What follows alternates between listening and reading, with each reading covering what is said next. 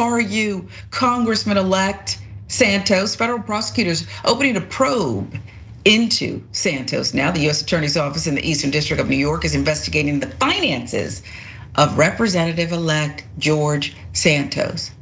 It's entirely legit to say, who are you at this point? Because every day it's something else, okay? 34-year-old reportedly has no assets and was making 55 grand annually.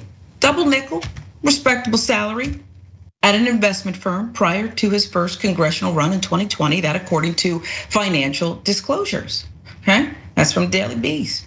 But just 2 years later, the admitted liar would file numbers to the tune of 3.5 million and 11.5 million, alleging to have brokered multi-million-dollar deals for high net worth individuals, selling their planes, yachts, and other items through his business, the DeVolder organization. He told this organization this week.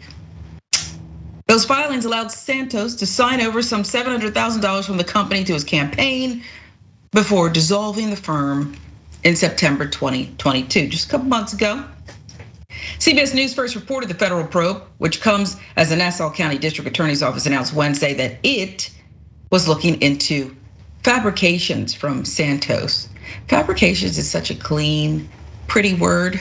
This guy is a liar. Okay, he plays Humpty Dumpty. Okay, shame. Nassau County District Attorney Ann Donnelly said the numerous fabrications and inconsistencies associated with Congressman-elect Santos are nothing short of stunning. Yeah. She said the residents in New York's 3rd congressional district, which covers part of Nassau County, must have an honest and accountable representative in Congress. Now that's where her statement loses me. I could say more, okay? Not just Santos, okay? At any rate, no one is above the law, and if a crime was committed in this county, we will prosecute it. Another day, a multitude of lies coming out about this congressman-elect Santos. Jeff, what do you make of what motivated him? I mean, he's not at all the person he's pretended to be as he ran for Congress. What kind of person is motivated to do this?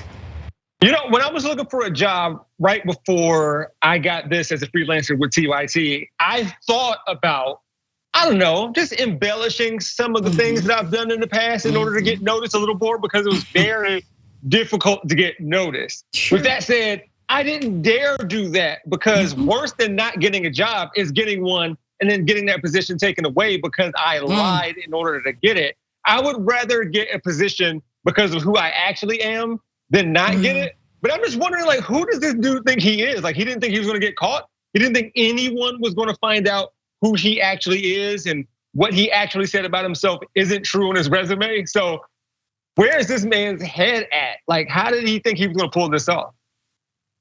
You know, sorry, and I got lost in that one picture. Maybe they should put it up again. It looked like he was pondering the same question, okay? And it's fascinating as you give us a play-by-play inside your own head and how you took a different route, much different than Congressman-elect Santos, and said, I'm not a liar. There's that picture, okay? And he says he changed, now this little Clark Kent thing going on. I don't know who this guy is, and I suspect that we still don't know, okay? Only Marjorie Taylor Greene thinks he has a respectable bone in his body and he should be seated in Congress, and we'll wait and see how he votes, okay? She's the only one I hear stepping up to the plate. Everybody else seems to just kind of be ducking and bobbing and weaving. This guy's incredible. There's nothing wrong with making a $55,000 annual salary. There's nothing wrong with answering calls, working at a call center, okay? He spoke another language. That's how he was hired, okay? You didn't work for Citigroup. You weren't a financial advisor, and you didn't sell anyone's planes or yachts. Is this all the things that he lied about, Jeff? Do you think that's about him desiring these things, wanting to be noticed, wanting this other life? Well, absolutely, and he felt like the life he wanted, he needed to be someone else. And so essentially he got it, like he's, well, congressperson-elect, but yeah, he got it. So it ultimately worked out for him as far as getting the position. But I think the weirdest part for me, among everything else, which is a lot, is that he keeps saying, well, I'm not a criminal, I didn't commit a crime, as if being immoral or unethical is part of the dilemma here. Like, dude, you lied to a bunch of people in order to get where you are. We know we're not talking about a crime. I mean, maybe it should be a crime in the future. And maybe it is. Who knows? But I too thought the same thing, because the last time I've seen the old footage, I'm not that old, but the president, I am not a crook. He utters almost the same. Who approved that? I guess maybe the press secretary quit and he's on his own. But why would you phrase it that way? And why would you? I can understand you want to say you have money and you're close, Jeff, to all of these shiny things. Again, the yachts, the planes. But he also claimed the Holocaust. Okay, is it his DNA, right? Said his grandparents escaped in Ukraine and this and that. That I think he also mentioned being, a person of color too. Who are you and why are you claiming not just to be associated with money and these shiny things, but real people who have struggled and suffered? It makes no sense to me. I mean, and with going back to the I am not a crook thing, it was like, hey, homie, I didn't think you were a crook. Now we have to investigate you. Now we have to look into that. Now we got to look into it. Wow. Okay. And I want to say something else too, and maybe you'll comment on this. This man ran for Congress, had a whole campaign and won. Democrats, they need to stop looking at Santos and investigate themselves. You didn't know opposition research? What is the Democratic Party is way down low. You're so worried about Herschel and his vampires. We investigate this guy, okay? Google this guy, Democrats.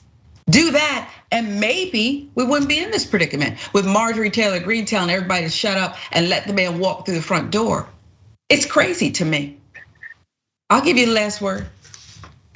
I mean, yeah, Herschel and the vampires, it was very much worth looking into because he could cause considerably more damage than this Santos character. How the it's amazing when Republicans say like Democrats are up to no good and all this stuff, but don't you have to be like organized to do this stuff? And we don't see that from Democrats. They definitely missed this one real bad. Big time, big time.